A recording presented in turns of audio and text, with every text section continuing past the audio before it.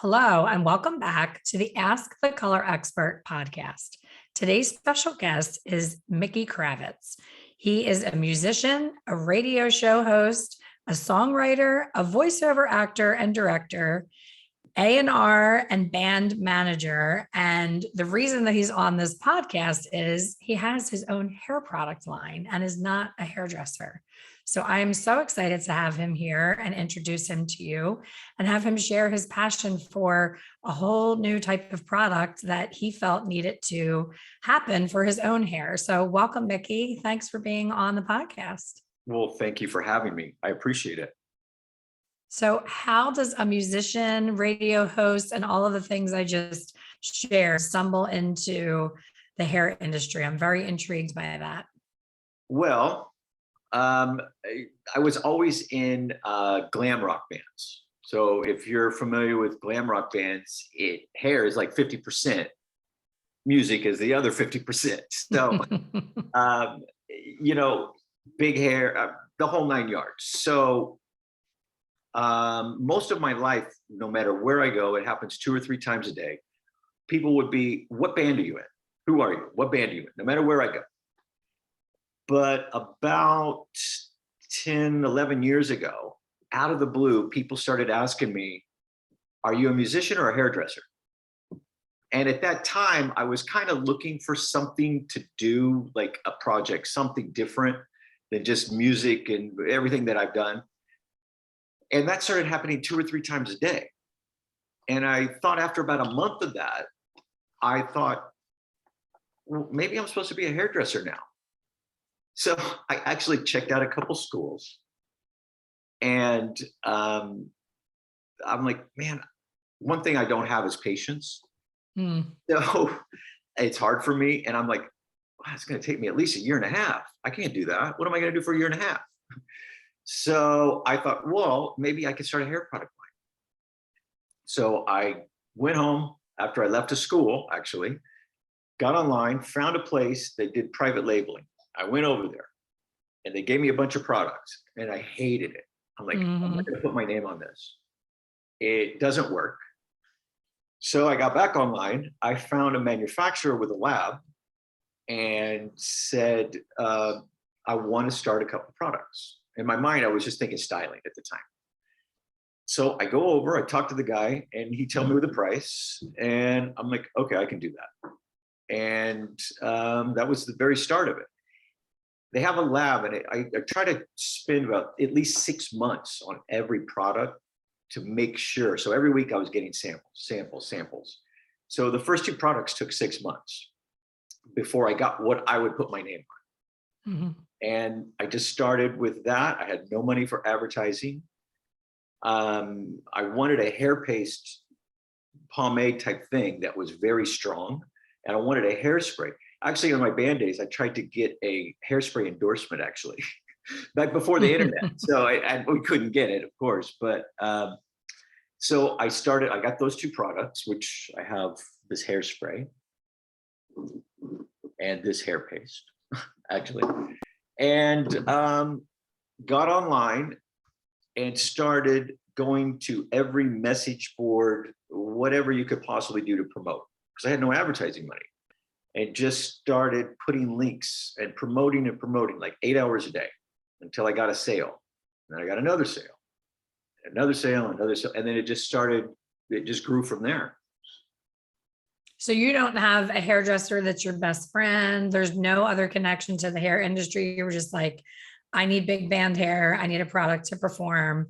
I'm not able to find it. I'm going to make it myself.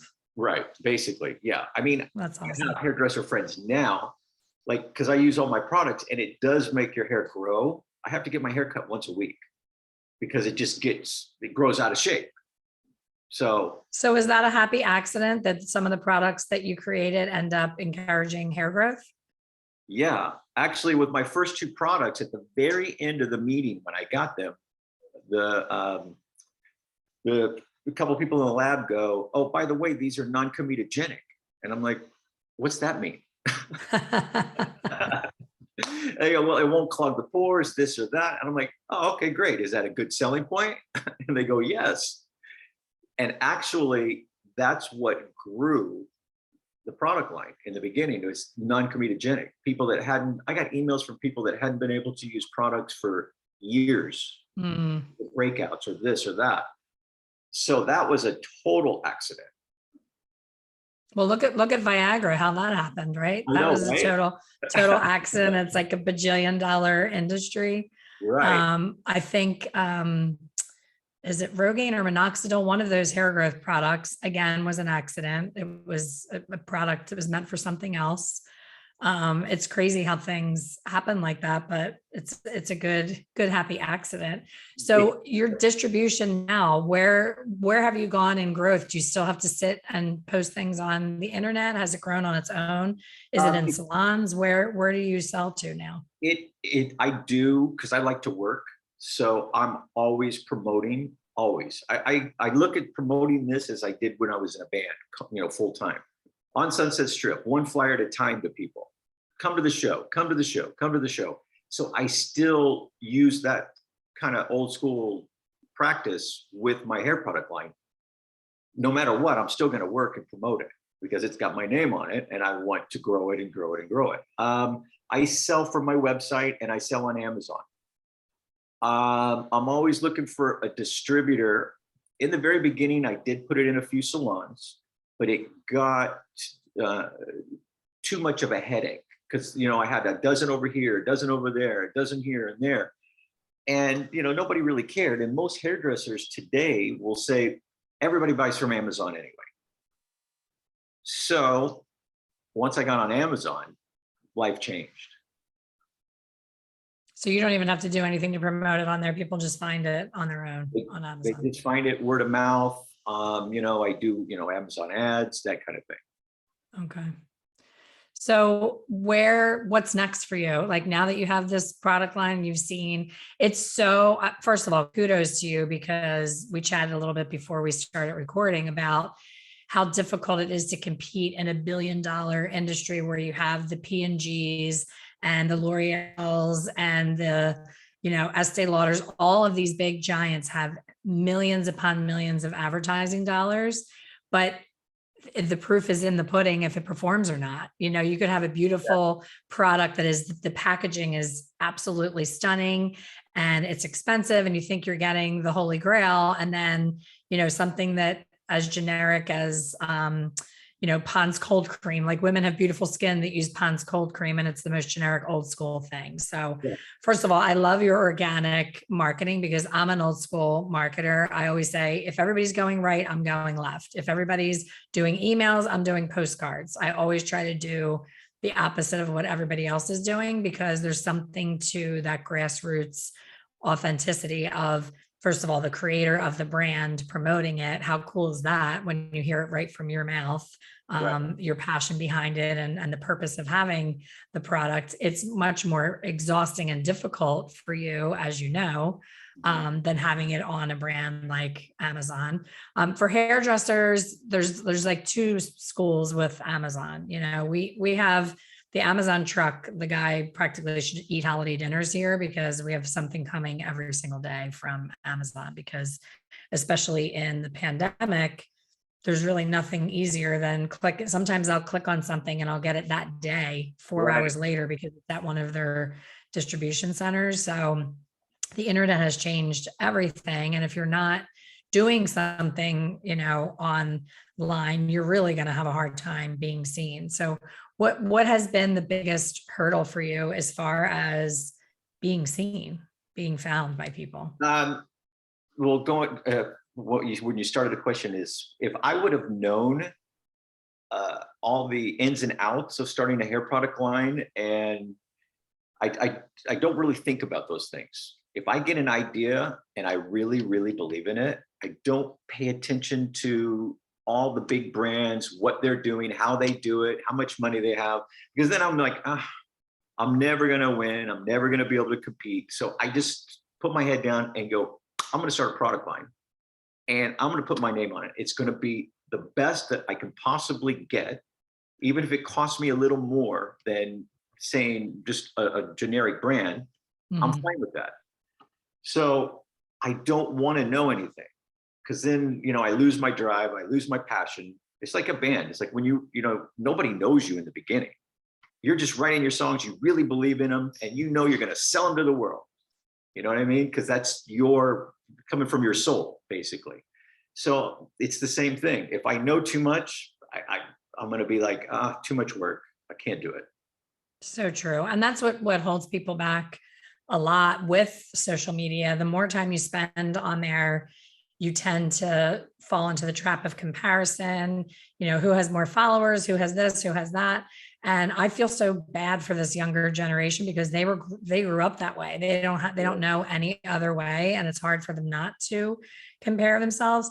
But I love that innocent, just jump in and figure it out attitude, because that's how every business I've ever done since getting out of high school has been, don't overthink it, just do it. And when you need help, just ask. It's really that simple. There's always going to be somebody to answer a question for you. I'm 35 years as an entrepreneur, and I just found out about a group called SCORE. Are you familiar with them? SCORE?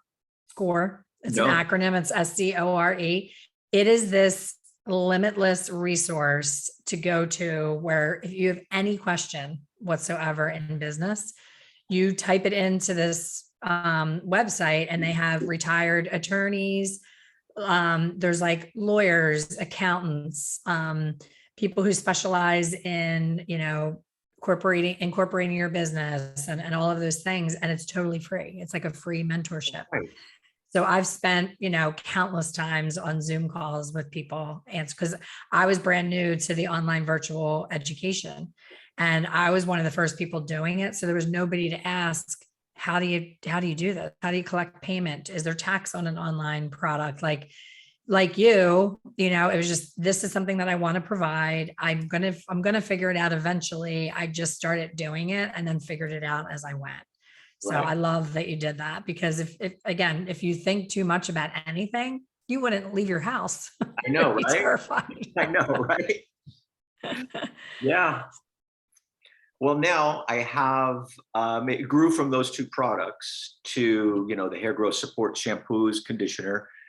And then I got people asking me, well, I have blonde hair. I'm like, well, so do I, I like my own hair anyway. So I'm going to make that same shampoo conditioner, a purple version. So I have that. And then I have my hair growth serum and eyelash growth serum that recently came out. And they have Redenzil in it, which Redenzil won all these awards. It's twice as effective as minoxidil with no side effects. And if the hair follicle is not dead, you have a 80% chance of growing hair. If the follicle's dead, no matter what you use, it's not growing back. You're going to have plugs or whatever you're going to do. And then I have an eyebrow serum coming out very soon. That's interesting. From tweezing and plucking and all of the things, my tails are gone. Mhm. And I'm not a big fan of the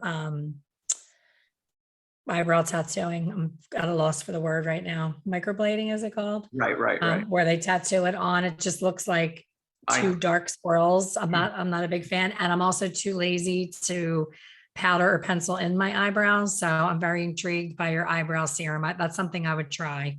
Now, have you had any issues with, remember when the eyelash serums first came out, they were saying it was changing the color of people's eyes? That made me afraid to try that. Yeah, no, I haven't had any issues with that. Like I said, I test all my products out and I give them to friends and hairdressers and stuff. For each product takes about 6 months. The eyelash should only be a certain strength so it doesn't burn or irritate the eye or anything. So with the eyebrow, it has some different ingredients, but it also has a Redenzil, but it can be stronger. So it will work a little faster because it's not near the eyeball. Right. That makes sense. Yeah. I'm with my luck, I'll put it up here on the eyebrow and then I'll grow a beard if it drips down my face. I'm that sensitive person that anything that can go wrong will go wrong. My best friend, I was complaining about my skin. All of a sudden, I live in Florida now and my skin is just getting so dry, too much sun, too much everything. She sent me the purest form of coconut oil. It's liquid. It's fractionated. I think it's called fractionated coconut oil. And the first day that I started using it, I called her, I said, you witch, why have you been hiding this from me? This is the freaking fountain of youth. My legs, I feel like they are like totally different legs. I'm loving this. So then I proceeded to go, what about my bingo lady arms? I want to put it under here to tighten up that. And what about the back of the arms? And what about the neck? So I start slathering this liquid fractionated coconut oil all over me.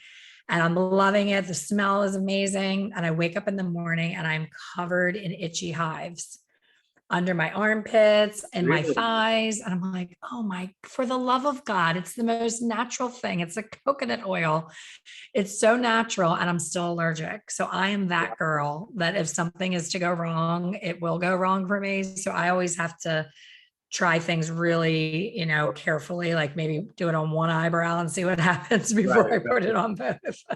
I haven't had any issues or any problems or anyone saying anything. I mean, if you stick it right in your eyeball, yeah, it will burn.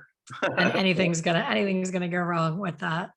That's amazing. So how has your career, how do you have the stamina to continue with the music? Like, are you actually on stage performing or is it more the radio stuff now? And you've kind of taken more of a Well, manager backseat kind of I'm not thing? even doing any. Okay, so I'll do it really brief. Okay, so I got a record deal pretty much out of high school.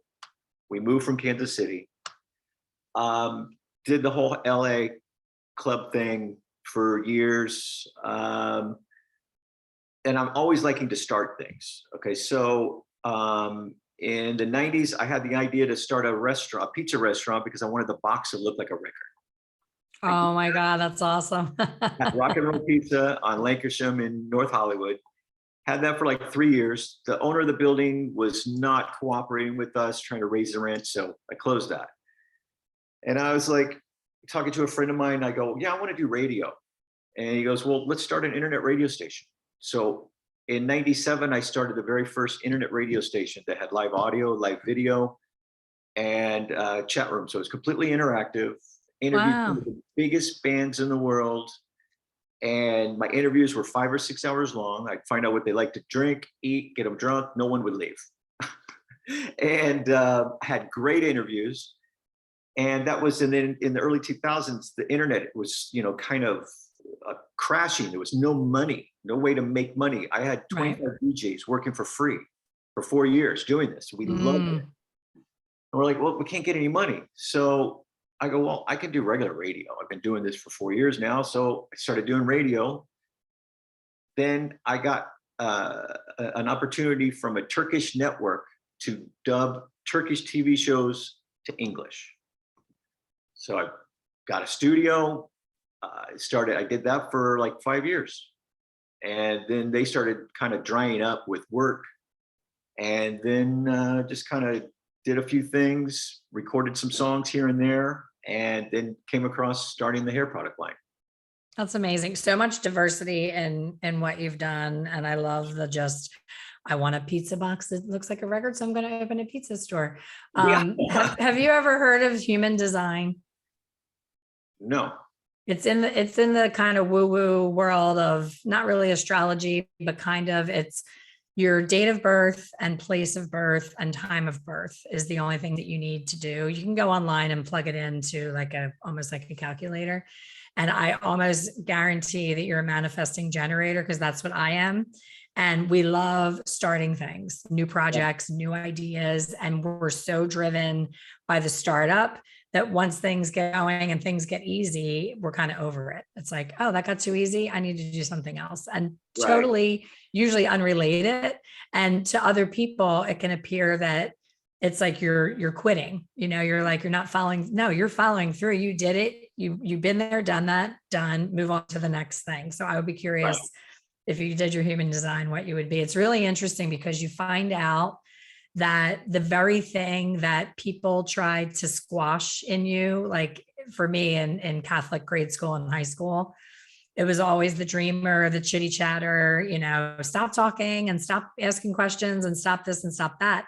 They're what I do for a living now. So when I found out what my human design was, I was like, I will never apologize for those qualities of me that I love that make me unique, because that's why I'm able to do what I do, because I'm not afraid to get on video and talk to people, and Right. I don't overthink things, and you don't overthink things. There's the overthinker that's still talking about the invention that they thought of 20 years ago that's now $1 billion business because they didn't take any action. Exactly. So I love that you're just like, hey, what's the worst that can happen? Just Yeah. keep on And keeping on. like I said, I love working. I love letting people know about my product line because it really works. And it's just one person at a time, word of mouth, and it keeps growing a little bit and a little bit. I've been doing it 10 years now, and it's still growing a little bit every month. That's amazing. And especially in this economy, that says a lot. Yeah. So when people are listening, how can they find your products and try them out? Do you want them to come to you, to go on Amazon? Where would you send them? Both. My website is MAK hair.com.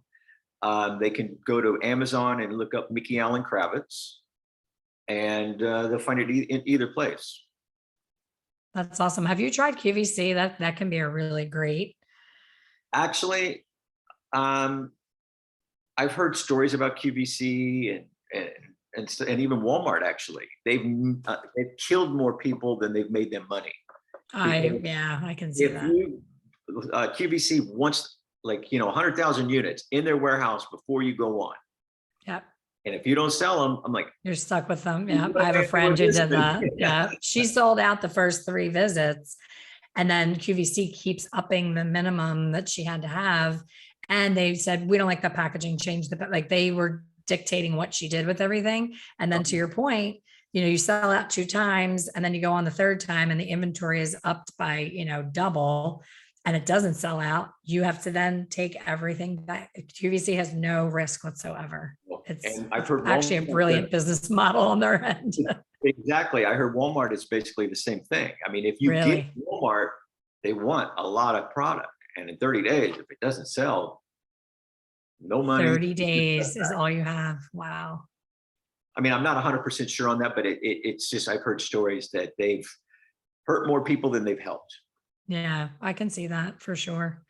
Well, you are a very interesting person to chat with. I love that you were on the podcast sharing your journey with music and all of the different entrepreneurship ideas. I hope you never stop. I can't wait to see what's next for you. Can't wait for the eyebrow serum. I'm going to be hitting you up for that. I'm going to try that for my tails. I will send you one to try out. I've already got the bottles. I'm just waiting to get them filled, working on the artwork for the boxes, that kind of thing. That's awesome. Well, if you're listening, reach out to Mickey, check out his products, and thank you again for being here. And we will see you all on the next one. Well, thank you very much for having me. I enjoyed it.